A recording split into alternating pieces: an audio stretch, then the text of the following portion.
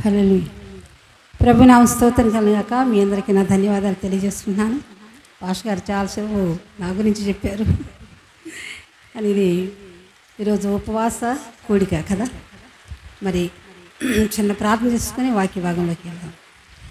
సర్వశక్తి మీకలు కనికరం గల తండ్రి, పరిశుద్ధుడా, నీ పాద పద్మలకు వెళ్ళని స్తుతి స్తోత్రాలు నాయన. ఈ రాత్రికాల సమయంలో నా తండ్రి మమ్మల్ని ప్రేమించి మీరు మాకు ఇచ్చిన ఈ చక్కని తరుణం బట్టి వేలాది స్తోత్రాలు నాయన. ఈ రాత్రికాల సమయంలో మీరు మాతో మాట్లాడండి ప్రభువా. నాయన నా తండ్రి నా తండ్రి శరీర మాంసములు, నీ శరీర రక్తములు పాలు పంపులు పొందుకుంటకై నా ప్రభువా నీ బిడ్డలు సిద్ధపడుతూ ఉండగా ఈ రాత్రికాల సమయంలో నా తండ్రి మమ్మల్ని మేము శుద్ధి చేసుకుండి నా తండ్రి నీ సన్నిధిలో నిందారహితులుగా ఉండటకు మీ కృపా సహాయతలు అనుగ్రహించమని యేసు పరిశుద్ధ నామమున ప్రార్థించి వేడుకుంటున్నాం తండ్రి, ఆమేన్.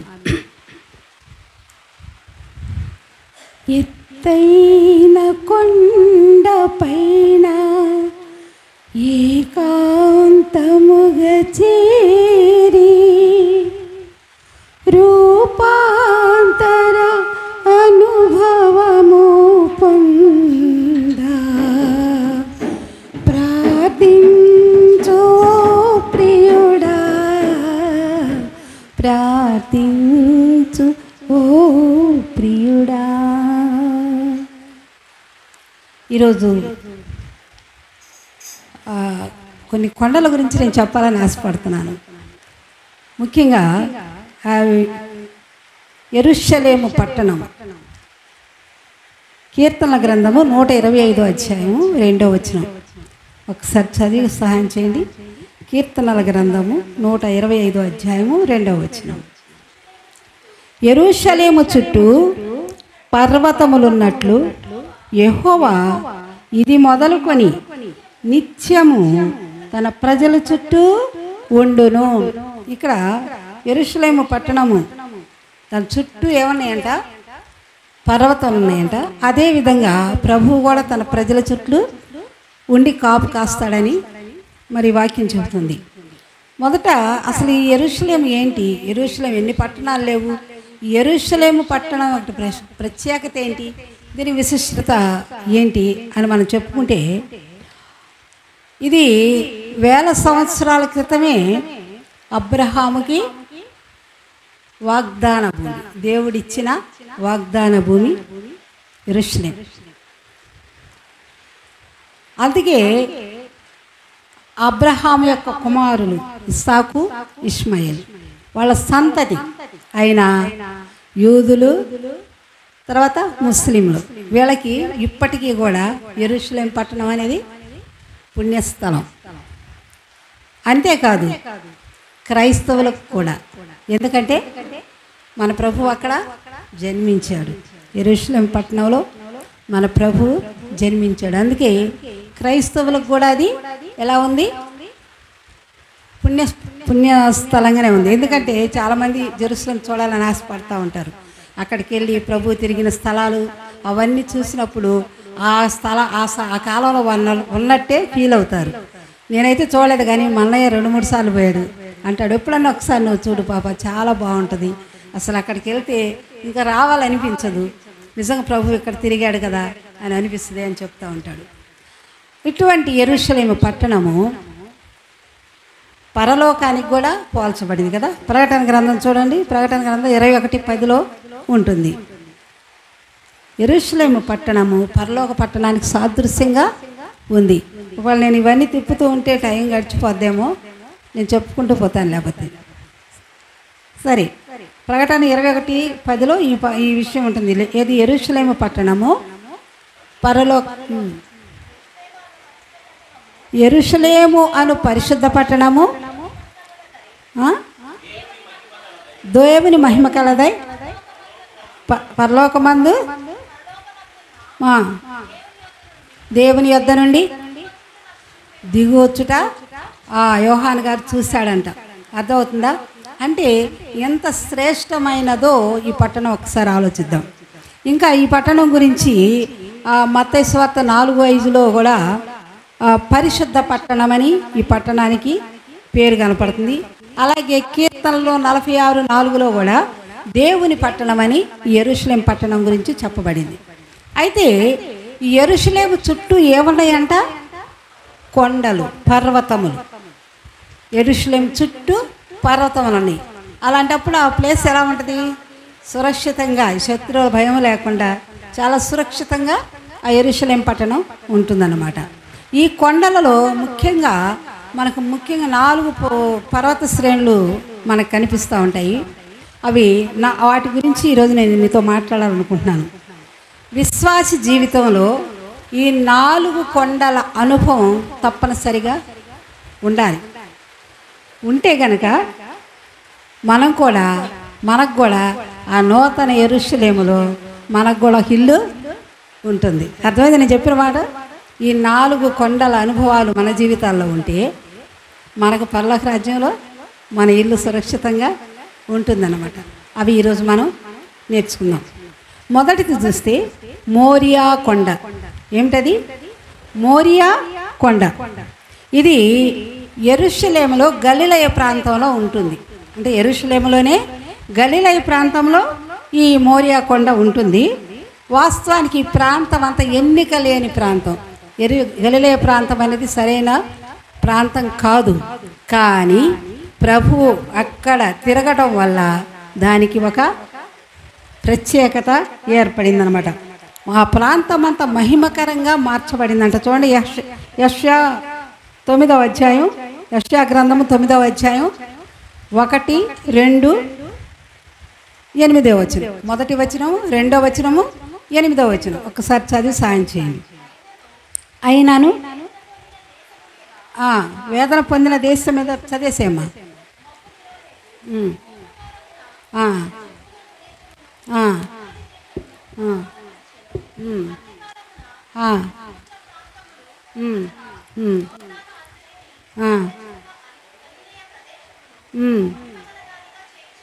గలిలయ ప్రదేశమును మహిమకరంగా చేస్తున్నాడు. చీకటిలో నడుచు జనులు గొప్ప వెలుగును చూచుచున్నారు. మరణ ఛాయలలో వెలుగు ప్రకాశించును. ఎందుకంట? 8వ వచనం చదవండి. ప్రభువు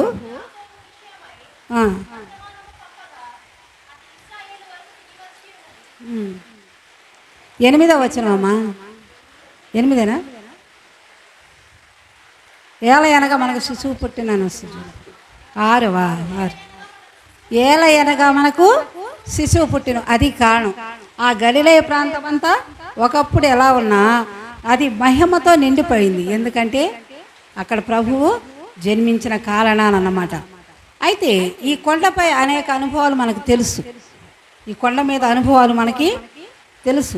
ఏదంటే మొదటగా చూస్తే అబ్రహాము ఫిలిప్పీల దేశంలో పరదేశిగా ఉన్నప్పుడు, అది ఆదికాండం 21:34 తీయొద్దులే, రాసుకోండి కావాలంటే. ఆదికాండము 21:34లో ఉంటుంది. అబ్రహాం ఫిలిప్పీల దేశంలో కొంతకాలం పరదేశిగా ఉన్నాడు. అక్కడ ఉన్నప్పుడు ప్రభువు అబ్రహాముని పరిశోధించినట్లు మనం చూస్తాం. ఏం చెప్పాడు? మోరియా దేశానికి వెళ్ళి అక్కడ నీ కుమారుని బలి ఇమ్మన్నాడు. మోరియా కొండ మీద. ఆ ఫిలిప్పీల దేశంలో నుంచి చూస్తే మోరియా కొండ కనిపిస్తూ ఉంటుందట. అర్థమవుతుందా? ఆ కొండ మీదకి వెళ్ళాలంటే అప్పటి రోజుల్లో గాడిదల మీద వెళ్ళేవాళ్ళు కదా. 3 రోజుల ప్రయాణం అంట. ఎక్కడి నుంచి? ఫిలిప్పీల దేశం నుండి ఆ మోరియా కొండ దగ్గరికి వెళ్ళాలంటే 3 రోజుల ప్రయాణం గాడిద మీద వెళ్ళేటప్పుడు అప్పటి రోజుల్లో. అప్పుడు చెప్పినప్పుడు ఏం చేశాడు ఆయన? వెళ్ళాడు. మనకు తెలుసు, ఇంకా అబ్రహాం కథ అంతా నేనే చెప్పక్కర్లే, మీకు తెలుసు. కుమారుని ఆ బలి పోయాడు. ప్రభు ఏం చేశాడు? మరి చంపకుండా ఆపేశాడు. తర్వాత ఏం చేశాడు? దేవుడు అక్కడే అతన్ని ఆశీర్వదించాడు. ఎందుకు? మామూలుగా చెప్పడానికి మనకంతా తెలుస్తుంది కథ కాబట్టి నేను మామూలుగా వదిలేసేసాను దాన్ని. కుమారుని తీసుకెళ్ళి బలి ఇమ్మన్నప్పుడు ఆయన మరో ఆలోచన చెయ్యల. కనీసం భార్యకి కూడా చెప్పకుండా తీసుకెళ్ళిపోయాడు. ఆయనే ఇచ్చాడు, తిరిగి ఆయనే అడుగుతున్నాడు. ఇచ్చేయాలి అంతే అనుకున్నాడు. ఇంకా మరి ఇంకా నా కొడుకు ద్వారా నన్ను విస్తరింపజేస్తారన్నాడే అని ఈ ఆలోచనలు ఏమైనా చేయాల. ఏదే చేసినా ఆయనే అనుకున్నాడు. వెళ్ళి బలి ఇవ్వడానికి. ఇస్సాకైతే అంట నానా ఒకళ్ళు కదులుతానేమో కట్టే అన్నాడట. అప్పుడు ఆయన వయసు 37 సంవత్సరాలు తోరా గ్రంథం ప్రకారం. ఎవరికి? ఇస్సాకుకి 37 సంవత్సరాలు. అప్పుడు అబ్రహాంకి ఎంత వయసు ఉంటుంది? 100 సంవత్సరాలు అప్పుడు కదా పుట్టింది. 137 సంవత్సరాలు. ఇదిలిచ్చుకొని వెళ్ళిపోలేడా? అతను కూడా తండ్రికి సహకరించాడు. మరి ఎంత గొప్ప సామాన్యమైన విషయం కాదు అది. మనం మామూలుగా చెప్పుకుంటున్నా విని విని అలవాటు అయిపోయినా కానీ అది ఎటువంటిదంటే దేవుడు అడిగాడు అంతే. దేవుని మాట అతను విన్నాడు. విన్నందుకు దేవుడు ఏం చేశాడు? అక్కడే అతనిని ఆశీర్వదించాడు. ఈ ఒక్క వచనం చదవండి. ఆదికాండం 22:17. ఆదికాండం 22:17 వచనం చదవండి. నేను నిన్ను ఆశీర్వదించి ఆకాశ నక్షత్రముల వలెను సముద్ర తీరమందలి ఇసుక వలెను నీ సంతానమును నిశ్చయముగా విస్తరింపజేస్తానని దేవుడు ఏం చేశాడు? వాగ్దానం చేశాడు. దేవుడు వాగ్దానం చేశాడు. ఎందుకు చేశాడు వాగ్దానం? తను చెప్పినట్లు ఆయన విన్నాడు కనుక. దేవుడు చెప్పినట్లు అబ్రహాము విన్నాడు కనుక దేవుడు ఏం చేశాడు? వాగ్దానం చేశాడు. ఆ తర్వాత ఆ వాగ్దానం నెరవేర్చాడా లేదా? నెరవేర్చాడు. అలాగే ఇక్కడ మరొక అనుభవం ఏంటంటే దావీదు ఏం చేశాడంటే బాగా రాజుగా స్థిరపడిన తర్వాత సాతాను అతన్ని ప్రేరేపించిందంట ఇశ్రాయేలును లెక్కించమని. వాస్తవానికి దేవుడు చెప్పినప్పుడే ఇశ్రాయేలును లెక్కించాలి. ఎందుకంటే ఆయన అబ్రహాంతో ఆల్రెడీ వాగ్దానం చేశాడు. ఏమని? లెక్కించడానికి వీలు లేనంతగా విస్తరింపజేస్తానన్నాడు. అలాంటి జనాల్ని దావీదు ఏం చేశాడు? లెక్కించి రమ్మని తన సైన్యాధిపతి అయిన యోవాబుని పంపించాడు. యోవాబు అప్పుడు అన్నాడు, ఎందుకు మహారాజా, దేవుడు ఇంకా ఇప్పుడున్న వాళ్ళకి 2 నీకు ఇస్తాడు, ఎందుకు లెక్కించమని? ఎందుకు తప్పని తెలుసు ఆయనకి. ఎందుకు లెక్కించమంటున్నావు? ఇశ్రాయేలు కీడు వస్తుంది అని చెప్తే దావీదు పెడచెవని పెట్టాడు. నువ్వు చేయమన్న పని చేయిపో అని. ఆయన పోయి ఆయనకు ఇష్టంగా లేదు అయినా కానీ లెక్కించాడు. ఎప్పుడైతే లెక్కించాడో దేవునికి కోపం వచ్చేసింది. కోపం వచ్చేసి గాదు అని ప్రవక్తను పంపించాడు. ప్రవక్తను పంపించి నువ్వు చేసింది తప్పు అని చెప్పినప్పుడు దావీదు తెలుసుకున్నాడు తన తప్పుని. ఇదేంటి దేవుడు చెప్పకుండా నేను ఈ పని చేశానని. అప్పుడు గాదు అన్నాడు, దేవుడు నీతో 3 విషయాలు నీ ముందు పెట్టాడు. ఒకటి, 3 సంవత్సరాలు కరువు, నీ దేశం మీదకి 3 సంవత్సరాలకి కరువు రావడం, లేదా 3 నెలలు నీ శత్రువులు నీ మీద యుద్ధం చేయటం, లేదా 3 దినాలు దేవుడు తెగులు రప్పించటం. ఏది కావాలో కోరుకొని చెప్పు అన్నాడు. దావీదు నేను తప్పు చేశాను అని తెలుసుకొని ఏమన్నాడంటే, మనుషుల చేతిలో పట్టం కంటే నేను దేవుని చేతిలో పట్టమే శ్రేయస్కరం. ఎందుకంటే ఆయన జాలి గలవాడు, కృపగలవాడు కనుక ఆయన చేతిలో పట్టం ఇష్టమని అది ఒప్పుకున్నాడు. ఆయన అన్నట్టుగానే దేవుడు జాలి కలిగినవాడు. అప్పుడు దూత వర్ణాను కళ్ళెం అంటే తెగులు స్టార్ట్ అయింది. దూత సంహరించుకుంటూ వస్తున్నప్పుడు దేవునికి జాలి కలిగి ఆగిపోమన్నాడు. కాసేపు ఆగమన్నప్పుడు అప్పుడు దావీదు చూశాడు అతన్ని. వర్ణాను కళ్ళెము దగ్గర ఆ దూత ఖడ్గము దూచి ఆ యెరూషలేం పట్టణం మీద పెట్టడం చూశాడు.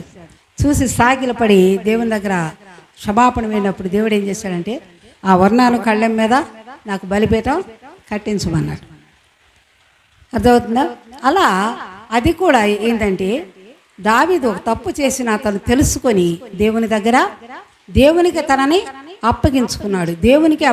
అందుకే దేవుడు క్షమించి అతన్ని ప్రజలందరినీ క్షేమంగా ఉండేలాగా చేశాడు. ఇది కూడా మోరియా కొండపైనే జరిగింది. వర్ణాను కళ్ళెం ఉండేది మోరియా కొండపైనే. మూడవదిగా మనం చూస్తే ఇదే ప్రదేశంలో సొలొమోను మందిరాన్ని కట్టించాడు. దేవునికి మందిరాన్ని మోరియా కొండపైన. అదొకసారి చూడండి. 2వ దినవృత్తాంతముల గ్రంథము 3:1. 2వ దినవృత్తాంతముల గ్రంథం 3వ అధ్యాయం 1వ వచనం చూడండి. తరువాత సొలొమోను యెరూషలేములో తన తండ్రి అయిన దావీదునకు రెండవ దినవృత్తాంతాలేనా 3వ అధ్యాయం 1వ వచనం. మోరియా పర్వతమందు దావీదు సిద్ధపరచిన స్థలమున యెబూసీయుడైన ఒర్నాను కళ్ళమందు దావీదు ఏర్పరచిన స్థలములో యెహోవాకు ఒక మందిరమును కట్టనారంభించాను. అర్థమైందా? ఎక్కడ? ఆ మోరియా కొండపైనే యెహోవాకు సొలొమోను మందిరాన్ని 7 సంవత్సరాలు ఎంతో చక్కగా ఎంతో సుందరంగా కట్టించాడు. ఆ మందిరాన్ని కట్టించినప్పుడు ఆ మందిరం ప్రతిష్ఠించే సమయంలో ఇంకొక రాజు అయితే ఏమనుకునే ఎంత చక్కగా 7 సంవత్సరాలు కట్టించాడు. అంత బంగారంతో పొదిగారు. అసలు అటువంటి మందిరం ఇంకెవరు కూడా ప్రపంచంలో ఎవరు కట్టిన వాళ్ళు కాదు. అప్పుడు ఆ రాజుకి ఎలా ఉంటుంది చెప్పండి? మనమే అనుకోండి, ఒక మంచి బ్రహ్మాండమైన ఇల్లు కట్టుకున్నాం అనుకో, ఇల్లుని చూసుకొని నేనే కదా కట్టించుకుందే అని అనుకుంటామా లేదా? మన స్తోమతను బట్టి.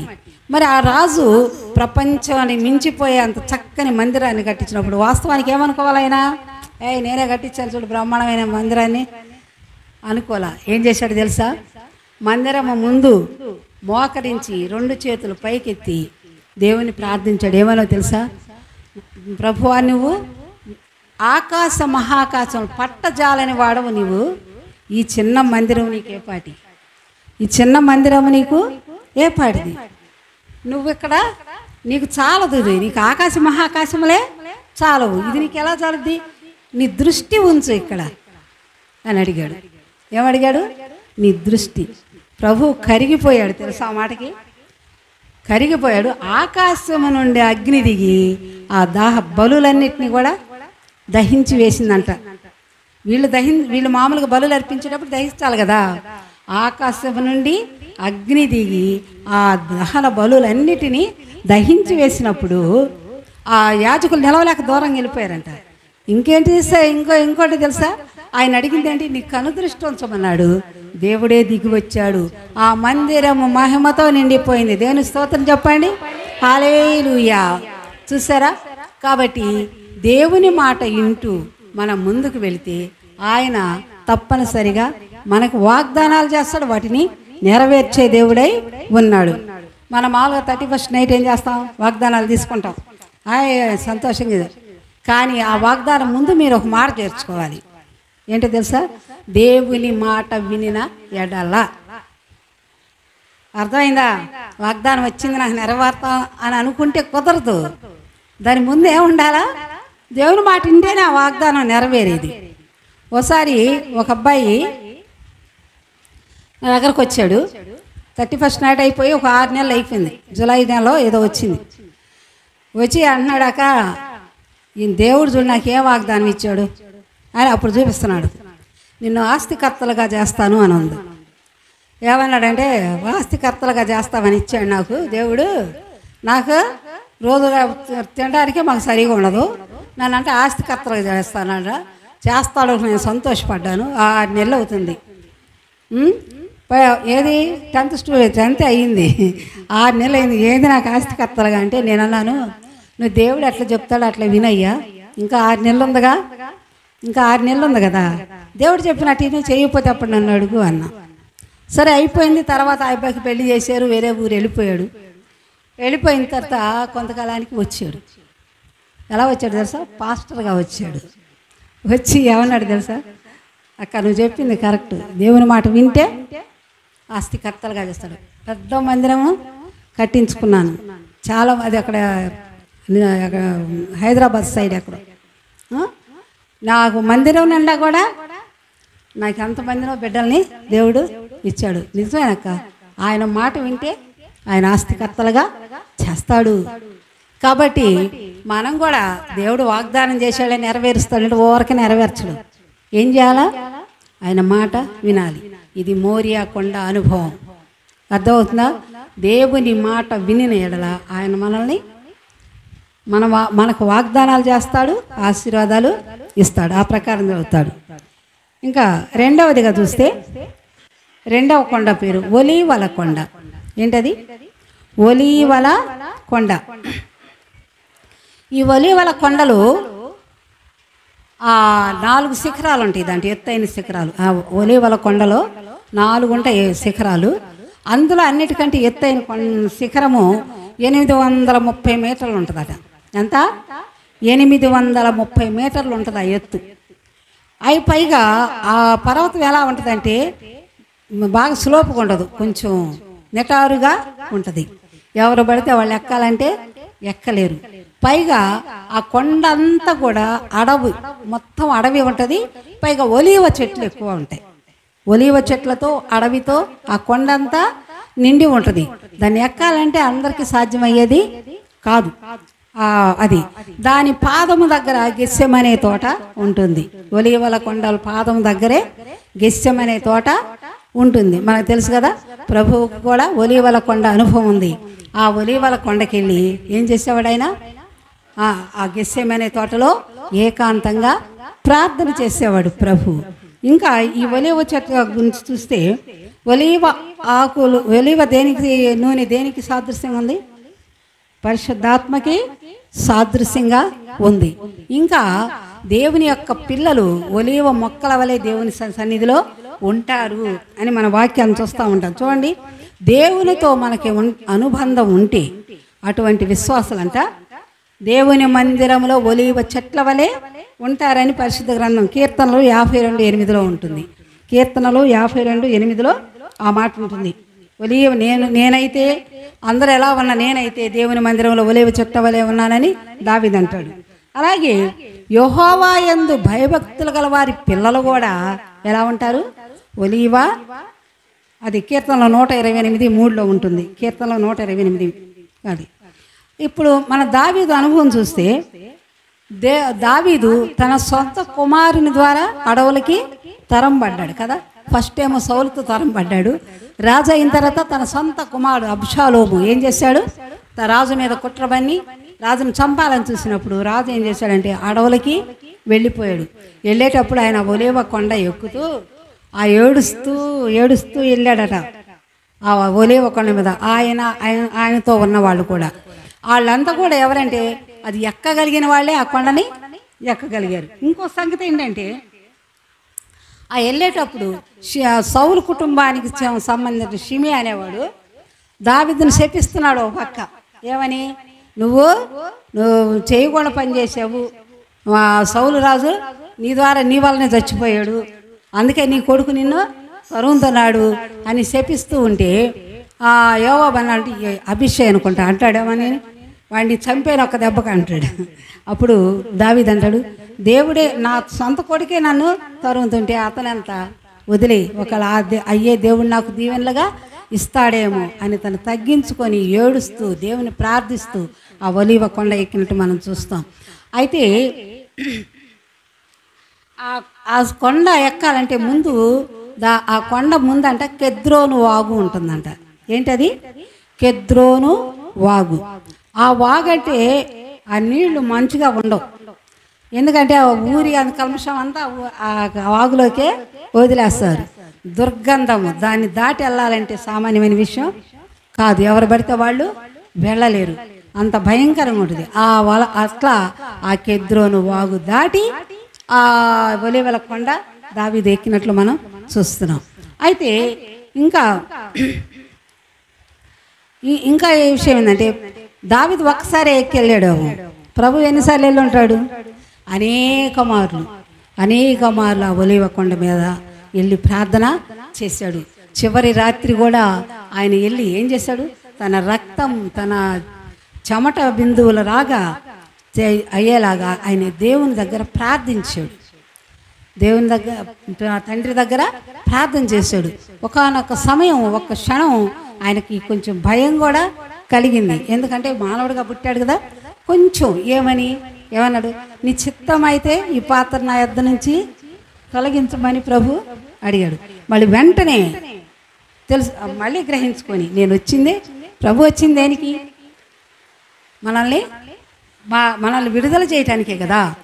అవును కదా, విడుదల చేయడానికి వచ్చాడు. అందుకని ప్రభు మళ్ళా ఏం చేశాడు? ప్రార్థించి అక్కడ శక్తిని పొందుకున్నాడు. ఏమి శక్తిని అంటే శ్రమలను జయించే శక్తిని పొందుకున్నాడు. మానవ మాత్రులే కదా, శ్రమలు ప్రభు పడ్డ శ్రమలు ఎవరు పడలేదు ఈ ప్రపంచంలో.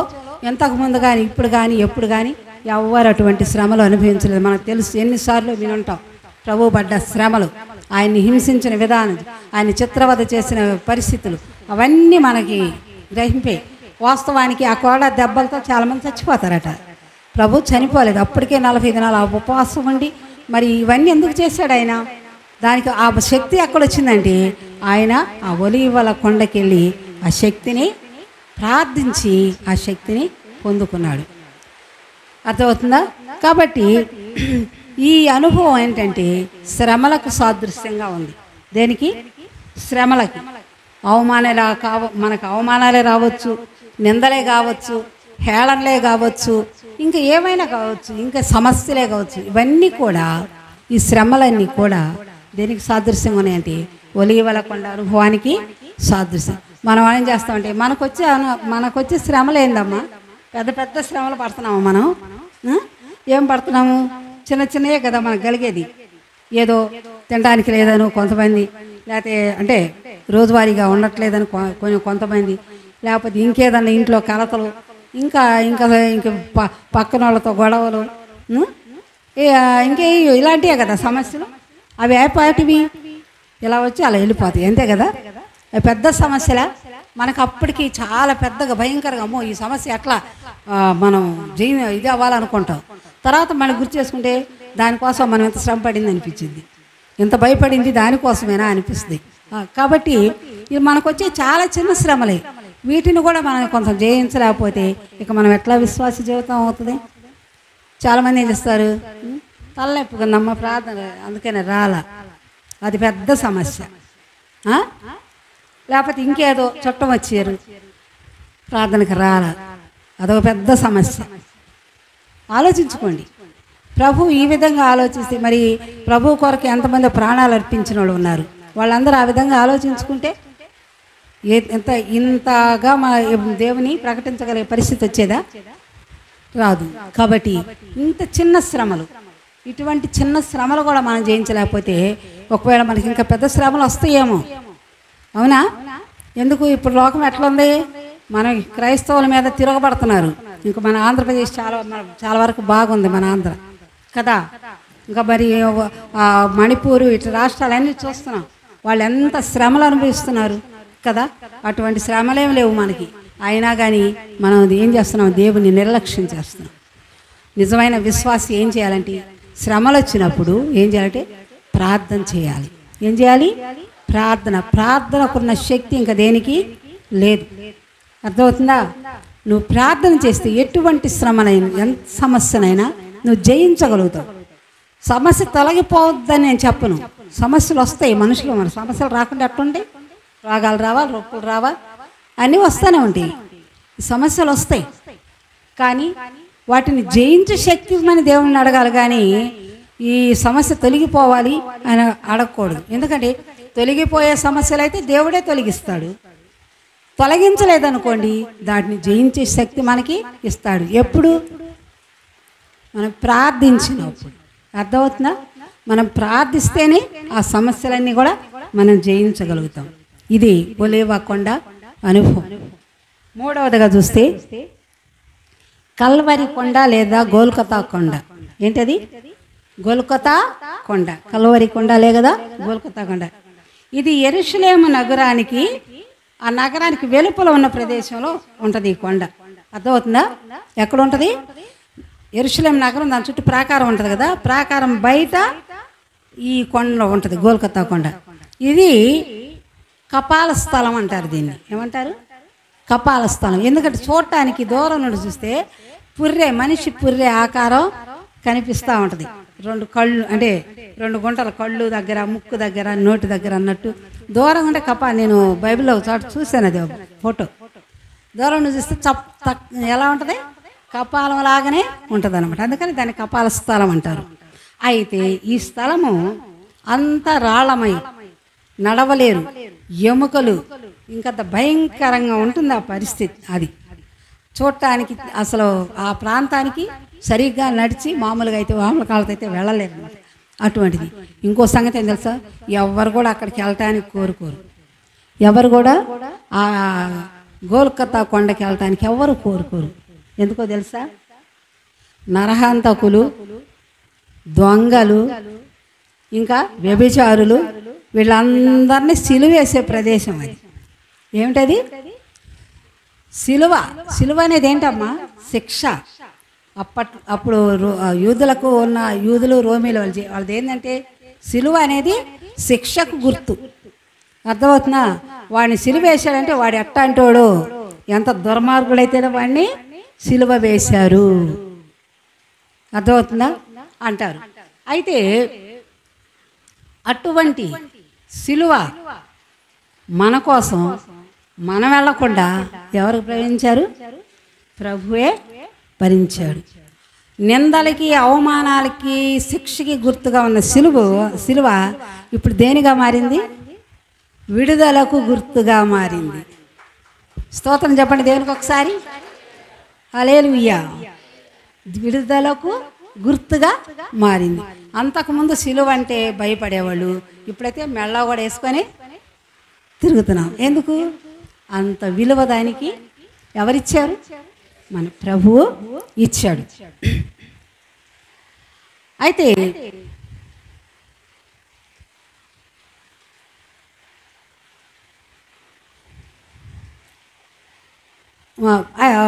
అంటే అక్కడ చిత్రవద అదంతా కూడా ప్రభువే మన కోసం ఆయన భరించాడు.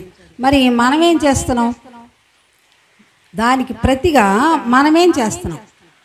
ఒకసారి ఏమైందంటే ఈ మధ్య ఒక అమ్మాయిని కొంచెం హోమియో హాస్పిటల్కి తీసుకెళ్లాల్సి వచ్చింది. వెళ్ళేటప్పుడు ఆ అమ్మాయి అంది, నాకు ఐస్ క్రీమ్ తినాలనిపిస్తుంది అంది. అంటే సరే, హోమియో పరిస్థితి ఏంటంటే అక్కడ ఎలాగ నోట్లో బిళ్ళలు వేస్తారు, అరగంట దాకా ఏం తినకూడదు. అందుకని ఏదైనా తినదలుచుకుంటే ముందే తిని వెళ్ళాలి. సరే పద వెళ్దామన్నా. పొద్దున సమయం 10:30, 11 అవుతుంది టైము. దేనికి వెళ్దామంటే ఐస్ మ్యాజిక్కి వెళ్దాం అంది. ఓకే అన్న, ఇద్దరం కలిసి కూర్చున్నాం ఐస్ మ్యాజిక్. మేమిద్దరం కూర్చున్నాం. తర్వాత ఇంకొక ఫ్యామిలీ ఉంది, ఇంకెవరు లేరు. సర్వ్ చేసి అతను ఏం చేశాడంటే ఒక సినిమా పెట్టుకొని చూస్తూ ఉన్నాడు. సినిమా ఏదో కొత్తగా వచ్చిన సినిమా అనుకుంటే, ఏదో అంత కూరపిల్లలు ఏ ఉన్నారు. నాకు అటు మధ్యలో చూస్తా ఇట్లా ఉన్నాము. అంతలోకి సిలువ కనపడింది. సిలువ మీద యేసు ప్రభు ఉండే పటం ఉంది. సిలువ పటం ఉందని చూస్తున్నా. వాడు ఒకడు దానాక చూస్తున్నాడు ఇట్లా ఆ సిలువంక చూస్తే ఏదన్నా నాకు సరిగ్గా అర్థం కాదు. ఈ పిల్ల నవ్వింది. ఏందమ్మా ఏంది వాడు ఏమన్నాడు అన్న అంటేను, ఏమయ్యా అయ్యా ఆ సిలువ మీద ఉంటావు దిగిరావా అన్నాడంట. ఏమన్నాడు? ఇంకెప్పుడు ఆ సిలువ మీద ఉంటావా దిగిరావా అనేసరికి నేను అన్నాను, ఎట్లా ఉంటాడు, ఎవరు దిగనిస్తున్నారు? ఆయన సిలువ మీద నుంచి దిగనెత్తున్నారా అంట ఆ పిల్లని. మన పాపాలతో ఏం చేస్తున్నా, ఆయన మళ్ళీ సిలువ వేస్తున్నాడు, ఇంకెక్కడ దిగుతాడు అనేసరికి ఆ పిల్ల అప్పుడు నవ్విని మేలకుండా ఊరుకుంది.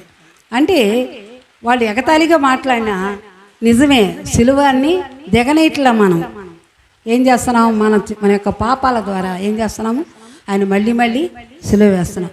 ఒకసారి నేను చదివాను, ఒక నీగ్రోస్ ఒక 7 దేవుని భక్తి యూతే అన్నమాట. వాళ్ళు దేవుని ప్రకటిస్తా ఒకరోజు అంటే వాళ్ళు వాళ్ళ గురించి అంతా చెప్పను, ఇప్పుడు కొద్దిగా చెప్తాను. పిక్నిక్ వెళ్దాం అనుకున్నారంట ఒకరోజు 7. అంతలో కిటికీలో నుంచి వెలుతురు వచ్చింది. వీళ్ళు ఆ వెలుతురులోకి వెళ్ళిపోయారంట, ఇలా తెలియకుండా వీళ్ళ ఆత్మలు. ప్రభు అన్నాడు, నేను తీసుకెళ్తాను మీ పిక్నిక్ అని చెప్పేసి నరకలో తీసుకెళ్ళాలంట చూపించడానికి వాళ్ళకి. వాళ్ళు వచ్చాక వాళ్ళ అనుభవాలు రాశారు. ఆ అనుభవాలన్నీ ఇప్పుడు నేను చెప్పను. కానీ అప్పుడు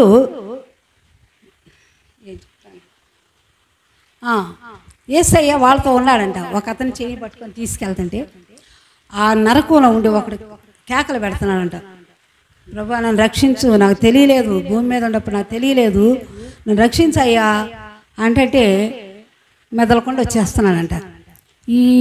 వస్తుంటే అతను ప్రభు చేయి పట్టుకొని ఉన్నాడు కదా, చేతి నిండా ఏందో తడయిందంట. ఏంది చూస్తే ఆ గాయాల నుంచి రక్తం కారుతుందంట ప్రభువు. అంటే ఎందుకు అని అడిగితే అతను భూమి మీద ఉన్నప్పుడు తెలుసుకోలేకపోయాడు. ఇప్పుడే నన్ను అడుగుతున్నా, నేనేం చేయలేకపోతున్నా, అది నన్ను బాధ కలిగిస్తుంది. అందుకని ఏమవుతుంది, అది పరిస్థితి. మరి అట్లా ఉంది ప్రభు. మనం అనుకుంటున్నామేమో పరలోక రాజ్యంలో ఆయన చాలా సంతోషంగా అందరి చేత పొగడబడుతూ ఉన్నాడు అనుకుంటున్నామేమో. లేడు.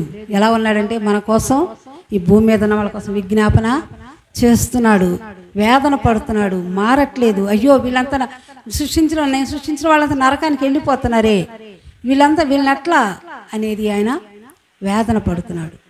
కాబట్టి మనం ఏం చేయాలి? అందుకని మనం కూడా సిలువ ఎక్కాలనుకుంటున్నారా? కాదు. ఒకసారి చూడండి, మత్తయి సువార్త 10వ అధ్యాయం 38లో చూడండి. మత్తయి సువార్త 10వ అధ్యాయం 38.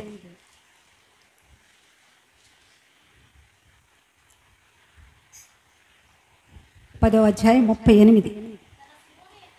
తన సిలువను ఎత్తుకొని నన్ను వెంబడింపనివాడు నాకు పాత్రుడు కాడు. మీ సిలువను ఎత్తుకొని ఎలా అనమాట? సిలువను ఎత్తుకొని నడవటం అంటే ఏంటి?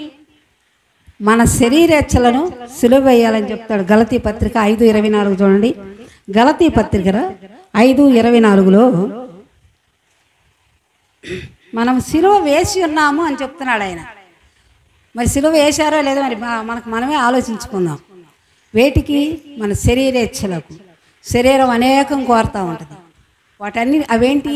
ఆ శరీర కార్యాలు ఆ గలతీ పత్రికలోనే ఉంటాయి. ఆ 5వ అధ్యాయంలోనే మీరు చదువు, మనకు తెలుసు, అనేక మార్లు వినే ఉంటాం కదా. ఆ గలతీ పత్రికలోనే శరీర కార్యాలు స్పష్టమై ఉన్నవి అని ఉంటాయి. మీరు తర్వాత చదువుకోండి.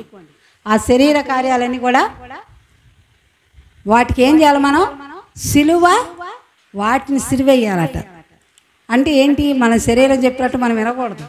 శరీరం కొన్ని మనం వద్దను చేయకూడని కార్యాలు అడుగుతూ ఉంటుంది. వాటిని ఏం చేయాలి? మనం సిలువ వేయాలి. ఇంకా ఈ లోకానికి సిలువ వేయాలంట. అదే గలతీ పత్రిక 6:14లో ఉంటుంది. ఈ లోకమునకు ఏమేయాలి? సిలువ వేసేయాలి. అంటే ఎవరితో పడితే వాళ్ళతో సహవాసాలు చేయటం మంచిది కాదు. స్నేహంగా ఎంతవరకు ఉండాలి అంతవరకే ఉండాలి. ముఖ్యంగా యూత్ వాళ్ళు ఏం చేస్తారు? మిమ్మల్ని ప్రేరేపిస్తూ ఉంటారు, తప్పుడు పనులు చేయడానికి ప్రేరేపిస్తూ ఉంటారు. ఒకళ్ళకి రాలని, రే నువ్వు మగాడు కాదంటారా అనేసరికి వీళ్ళు పెద్ద ఫీల్ అయిపోతారు. నేను మగాడు ఎందుకు చేయను అంటారు కదా. అదేంటంటే మిమ్మల్ని రెచ్చగొట్టే మాట అది. వాడు అన్నంత మాత్రం కాకుండా పోతారా? లేదు కదా. కాబట్టి సరే అనుకోండిరా. కాబట్టి అలాంటి వాటికి మనం లొంగకూడదు. ఏం చేయాలి? ఇటు వాటన్నిటికి కూడా మనం ఏం చేయాలా? సిలువ వేయాలి. ఇంకా బాప్తీసం పొంది మన విశ్వాసులుగా మారిన మనం మన ప్రాచీన స్వభావానికి సిలువ వేయాలని రోమాపత్రిక 6:4లో రాస్తారు.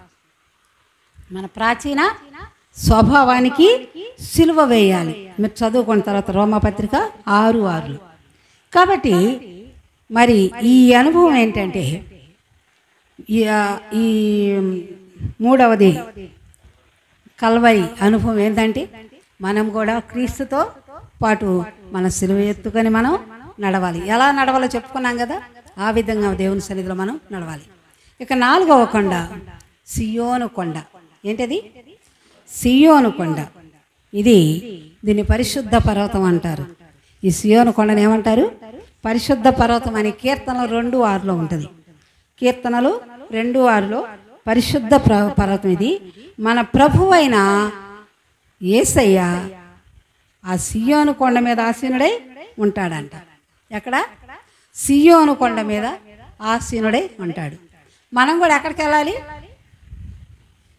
సియోను కొండ, దేవుని దగ్గరికి మనం వెళ్ళాలి. అందుకే దావీదు అంటాడు, ఏమంటాడంటే, నేను ఎక్కలేనంత ఎత్తైన కొండపై నన్ను ఎక్కించుము. నేను కదా ఏమంటాడు? నేను ఎక్కలేనంత ఎత్తైన కొండపైకి నన్ను ఎక్కించు ప్రభు అంటాడు. అది ఎక్కాలంటే, ఆ ఎత్తైన కొండను ఎక్కాలంటే చూడండి, ఇది చూడండి, కీర్తనలో 15వ అధ్యాయం 1 నుంచి 5 వచనాలు. కీర్తనలో 15వ అధ్యాయం 1 నుంచి 5 వచనాలు. యెహోవా నీ గుడారములో అతిథిగా ఉండదగిన వాడెవడు? నీ పరిశుద్ధ పర్వతము మీద నివసింపదగిన వాడెవడు? ఇక్కడ దేవునితో చెప్తున్నాడు, నీ పరిశుద్ధ పర్వతం మీద నివసింపదగిన వాడు ఎవడంటే, ఎవడో కింద చెప్తున్నాడు. ఎవరంటమ్మా? యథార్థమైన ప్రవర్తన. యథార్థమైన ప్రవర్తన మొదటిది. ఉండమ్మా, నీ మాట అవునంటే అవును, కాదంటే కాదుగా ఉండాలి. లోపల ఒకటి బయటకు ఒకటి ఉంటే అది యథార్థత కాదు, యథార్థ ప్రవర్తన. తర్వాత రెండవది నీతిని అనుసరించువాడై ఉండాలి. అవినీతి కార్యాలు చేయకూడదు, నీతిని మాత్రమే అనుసరించాలి. మూడవది హృదయపూర్వక నిజము పలుకోవాలి. నిజము పలకాలి అంటే అబద్ధాలు చెప్పకూడదు. ఎట్టి పరిస్థితుల్లో అబద్ధాలు చెప్పకూడదు, నిజమే చెప్పాలి. తర్వాత ఒక అబద్ధం ఆడామనుకోండి, దాన్ని దాచుకోవడానికి ఇంకా 24 అబద్ధాలు ఆడాల్సి వస్తుంది. అదే నిజం చెప్పామనుకోండి ఏ గోల ఉండదు. దీనికి నాకు ఒక అనుభవం ఉంది. నేను జేఎంజే కాలేజీలో చదువుకుంటున్నప్పుడు ఏదో ఎగ్జాము అన్నారు. ఆ ఎగ్జామ్కి తర్వాత ఇంకొకళ్ళు ఎవరు చెప్పారు, ఆ మేడం రావట్లేదని చెప్పారు. మేము చదవాలి బాగా, అప్పుడెవరు మాకు చదువుకోండి అని కూర్చోబెట్టి చెప్పేవాళ్ళు లేరు, ఇష్టానుసారంగా ఉండేవాళ్ళం. అయితే ఆమె రానే వచ్చింది ఎగ్జాము, ఆమె రావని వచ్చిందని తెలిసింది. ఇంకా ఎగ్జామ్ పెడతారు, ఏం చేయాలా? 0 వేస్తే 4 పరుగు పోద్ది, చదవలేదు, ఏం చేయాలి? అప్పుడు ఒక 4 ఏం చేస్తారంటే వెళ్తున్నారు, బయటికి వెళ్ళిపోతుంది. ఏందమ్మంటేను మేము చదవలేదబ్బా, మేము రాయలేము, వెళ్తున్నాము. ఎక్కడికి వెళ్తారన్న అంటేను లైబ్రరీకి వెళ్ళి చదువుకుంటాము, కూర్చుంటాము అని. నేను కూడా వెళ్ళిపోయాను. నాకు అదే భయం పుట్టింది, అమ్మో ఇంకా సొల్లబత్తి అందరి ముందు పరుగు పోద్దని వెళ్ళిపోయాం. ఇంకా సరే కూర్చున్నాము, క్లాస్ జరుగుతూ ఉంది. అంతలోకి ఒక అమ్మాయి వచ్చింది, బా మేడం గారు మిమ్మల్ని అందరూ రమ్మంటుంది. అందరూ అతనికి ఎటోళ్ళు అటు పారిపోయారు. వాళ్ళు పారిపోయి ఉండలా, నాకేం అర్థం కాల. వచ్చాను వెళ్ళి ఆ అమ్మాయితో పాటు. నాకు అప్పుడే అనిపించింది, ఇప్పుడు ఒక తప్పు చేసాము, ఇప్పుడు రమ్మంటే పారిపోతే ఇంకొక తప్పు, ఇంకెన్ని తప్పులని చేస్తాం. వెళ్ళిపోయా. వెళ్ళగానే ఎందుకు వెళ్ళిపోయాం? చదవలేదు అంటే చదవకపోతే నేను ఎగ్జామ్ పెడతా అంటే ఎందుకు చదవలేదు అని మీరు రారని చెప్పారండి అనేసరికి మోకాళ్ళ ఏమంది, మోకాళ్ళ మీద ఉన్నా ఆ పీరియడ్ అంతా. అయిపోయిన తర్వాత మా ప్రిన్సిపల్ సిస్టర్కి ఫోన్ చేశాను, ఆ అమ్మాయిని హాస్టల్ మార్చండి అని.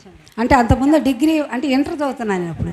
డిగ్రీకి అంటే కొంచెం బాగా చదివే వాళ్ళని డిగ్రీ క్యాంపస్లో ఉంచుతారు. వాళ్ళు ఏదైనా మార్కులు తక్కువ వస్తే తీసుకొచ్చి ఇటు కాలేజీ దగ్గర, అది పెద్ద అవమానం మాకు. అవమానమా కాదా? నన్ను అక్కడ మార్చమన్నారు. మాకు వచ్చి ఇలా ఉంటారు కదా వార్డెన్ వచ్చి, అమ్మాయి నేను అక్కడికి మార్చారు అంది. ఇక నాకు ఏడుపు తక్కువ, ఏం చేయాలో అర్థం కాలేదు. ఇదేంటి, ఏం చేయాలి అనుకొని ఇంకా నాకేం అర్థం కాలేదు. నేను పోయి ఆ టీచర్ గారు బట్టి అసలు నన్ను నా వంక చూడట్లామా, ఆమెకే చూడట్లా, పోయి బతిలాడుకుందంటే ఇంకేం చేయాలి, ప్రిన్సిపాల్నే కలవాలి. ప్రిన్సిపాల్ దగ్గరికి వెళ్ళి బయట చెప్పా, ఫలానా అమ్మాయి మీకోసం వచ్చిందంటే కలవనని చెప్పిందాము. కలవనని చెప్పింది. ఇంకా నాకేం చేయాలో అర్థం కాల. అట్టే ఉన్నా, అందరూ వస్తున్నారు, లోపలికి వెళ్తున్నారు, నాకే పర్మిషన్ లేదు. అందరూ వెళ్ళనిచ్చిన తర్వాత ఏం చేసినావు, పరిగెత్తి వెళ్ళా లోపలికి. వెళ్ళి 2 చేసేవాడు దండం పెట్టి, సిస్టర్స్ అన్నమాట, నేను కావాలని చేయలేదండి, ఇట్లా జరిగింది, వాళ్ళందరూ పారిపోయారు, కానీ నేను పారిపోదలుచుకోలేదు, నేను తప్పు ఒప్పుకున్నాను, నన్ను ఇట్లా చేయొద్దు అనేసరికి ఇంకోసారి ఇట్లా చేయవు కదా, చేయనండి. మళ్ళీ ఆ వాటిని ఏంది రాలేదండి, నన్నేం మార్చలా, ధైర్యంగా చెప్పగలిగాను కదా. అది ఒక తప్పు చేసావంటే దాన్ని కప్పు పుచ్చుకోవడానికి అనేక తప్పులు చేస్తావు. అదే మన తప్పును ఒప్పుకుంటే చేయాలి, ఇంకేముంటుంది, ఆ ధైర్యం ఇంకా ఎక్కడ పోద్ది కదా. అందుకే అంటాడు, ఏమంటాడు, నిజము పలకాల. ఏం చేయాలి, నిజమే పలకాలి. తర్వాత చూడమ్మా, తన చెలికానికి కీడు చేయడు, తన తోటి వారికి కీడు చేయడు. ఇప్పుడు ఎట్టున్నారంటే ఫ్రెండ్స్, ఎవరి ఫ్రెండ్లో ఎవరు ఏదో అర్థం కాదు. ఒక కుర్రాన్ని పట్టుకొని వెళ్తారు ఫ్రెండ్సే, వాడిని చంపేడేస్తున్నారు ఏదో గొడవలు వచ్చి. ఎందుకు అట్లా జరుగుతున్నాయి?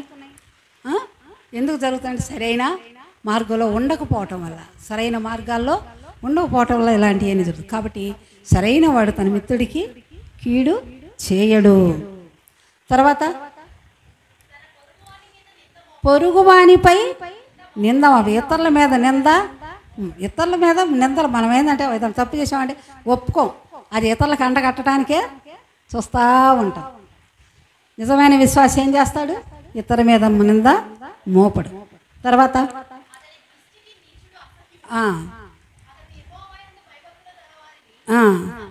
యెహోవా యందు భయభక్తులు గల వారిని సన్మానిస్తాడంట. అంటే ఒక సేవకుడిని, ఒక మంచి భక్తి పరుని చూసినప్పుడు అతన్ని సన్మానిస్తాడు. ఇప్పుడు ఈ రోజులు ఎట్లుందయ్యి, సేవకులు ఒకళ్ళు చూసి ఒకళ్ళు ఏం చేస్తున్నారు? తిట్టుకుంటున్నారు. ఏంది వాడు చెప్పేది ఏంది, వీళ్ళు చెప్పేది ఏంది. సేవకులే కాదు, విశ్వాసులు కూడా అట్లానే ఉన్నారు.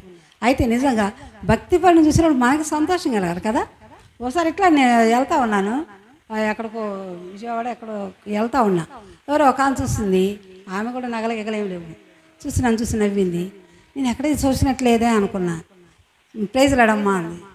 ప్రైజ్ రాడండి అని నాకు గుర్తు రావట్లేదు. మీరంటే మీరెవరో నాకు కూడా తెలియదు, కానీ మీరు క్రైస్తవులాగా ఉన్నారు,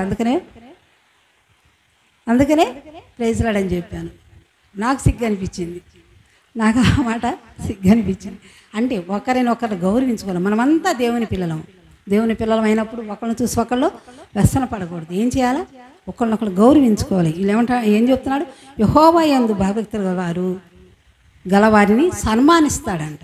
నిజమైన విశ్వాసి అయితే ఏం చేస్తాడు? యెహోవా యందు భయభక్తులు గలవారిని సన్మానిస్తాడు. ఇంకా అతడు ప్రమాణము చేయగా నష్టము కలిగినను మాట తప్పడు. నష్టము కలిగినా కానీ ఎట్టి పరిస్థితుల మాట తప్పడు. అర్థమవుతుందా? ఒక మాట ఇచ్చామంటే ఆ మాటకు కట్టుబడి మనం ఉండాలి. అప్పుడు ఎంత గౌరవం ఉంటుందో చూసారా? అవునా కాదా? ఇప్పుడు మాట ఇస్తే తప్పడు. నేను గర్వంగా చెప్తా ఈ విషయంలో. అది దేవుడిచ్చిన ఇది అనుకోండి. మా ఎడ్యుకేషన్ డిపార్ట్మెంట్లో ఉన్న టీచర్స్ ఎవరినైనా అడగండి, నా విషయం వచ్చేసరికి ఆ టీచర్ గారు మాట అంటే మాటే అంటారు. నా తోటి వాళ్ళైనా, ఇళ్ళ దగ్గర వాళ్ళైనా ఆ మాట అంటే మాటే. ఎందుకు? మనం దేవుని కలిగి ఉన్నప్పుడు మనం మాదిరిగా ఇతరులకి మనం ఉండాలి. కాబట్టి నష్టము కలిగినను మాట తప్పడంట. తర్వాత తన ద్రవ్యము వడ్డీకి ఇయ్యడంట. వడ్డీలు పారుస్తూ ఉంటారు మన క్రైస్తవులు కూడా చాలామంది. పోనీ ఏదైనా న్యాయమైన వడ్డీ తీసుకుంటారా? లేదు, 10 రూపాయలు వడ్డీలు. ఎంత ఘోరం. సరే, ఒకళ్ళ వ్యాపారం, వడ్డీ వ్యాపారమే చేస్తున్నాం అనుకో, చేసేటప్పుడు న్యాయమైన తీసుకో. న్యాయమైన వడ్డీ తీసుకోరు, అది ఇంకా ఘోరం. కాబట్టి విశ్వాసులు ఇలాంటి పనులు చేయబాకండి. తర్వాత నిరపరాధిని చెరుపుటకై లంచం పుచ్చుకుంటారు. వేరే వాడిని చెరపటానికి ఏం చేస్తారు? లంచాలు పుచ్చుకుంటారంట. ఆ పనులు చేయకూడదు. ఈ ప్రకారం చేయవాడు ఎన్నడను కదల్చబడడు. అర్థమవుతుందా? సియోను కొండ అనుభవం అది. ఏంటండి?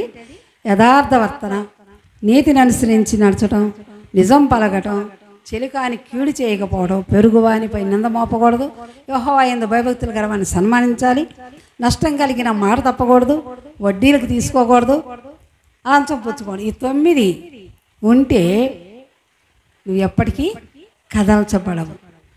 మనం ఇంకొక విషయం గమనించాలి. అంటే ఈ సియోనులో అంట సమృద్ధి అయిన ఆహారము, జీవము ఉంది. అదే పరలోకం. ఏంటి? సమృద్ధి అయిన జీవము, ఆహారం. ఇంకొక విషయం గమనించారా?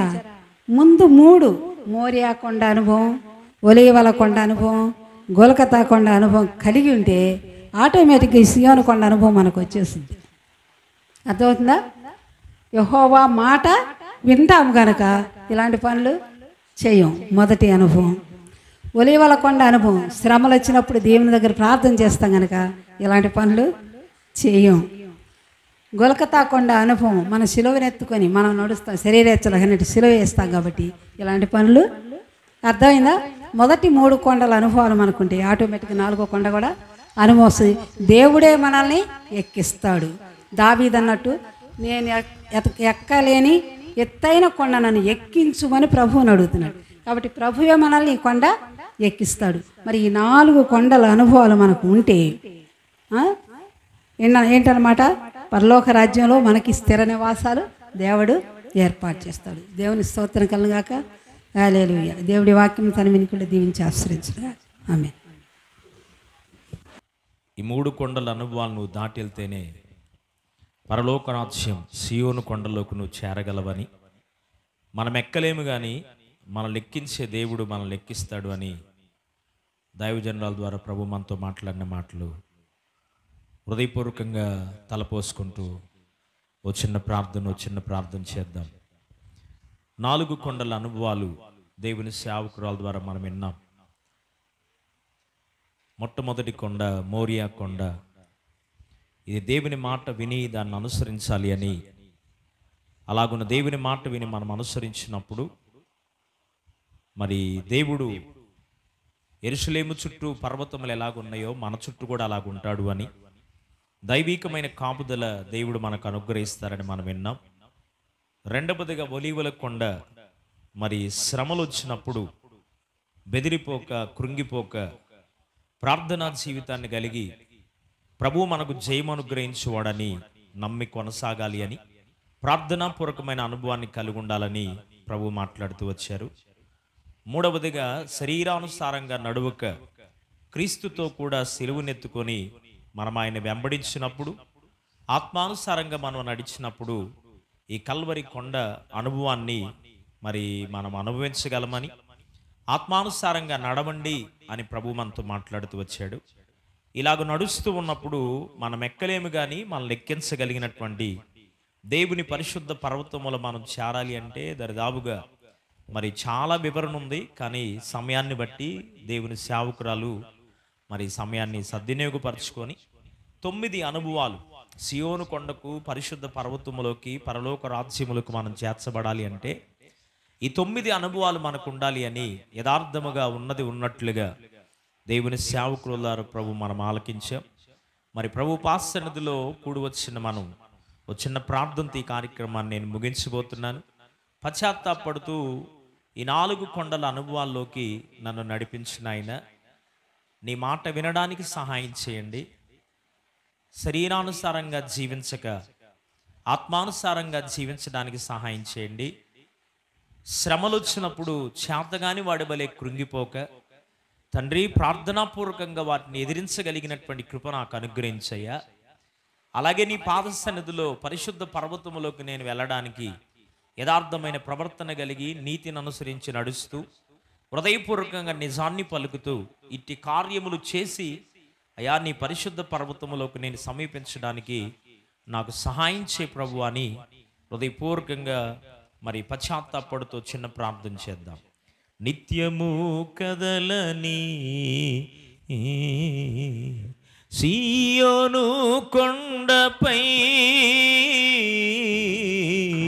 నిత్యము కదలని సియోను కొండపై, యేసయ్యా యేసయ్యా యేసయ్యా యేసయ్యా, నీదు ముఖము చూచుచు పరవశించి పాడేదా. యేసయ్యా నీదు ముఖము చూచుచు పరవశించి పాడేదా. కలవరపడినే కొండల వైపు నా కన్నులెత్తుదునా. కలవరపడినే కొండల వైపు నా కన్నులెత్తుదునా. కొండల వైపు నా కన్నులెత్తి కొదువతో నేను కుమిలెదనా. కొదువతో నేను కుమిలెదనా. సర్వకృపానిధివి సంపదలగనివి, అందరూ పాడాలి. సర్వకృపానిధివి సంపదలగనివి, సకలము సకలము సకలము సకలము చేయగల నీ వైపేనా కన్నులెత్తి చూచెదా. పాడాలి. వైపేనా కన్నులెత్తి చూచెదా.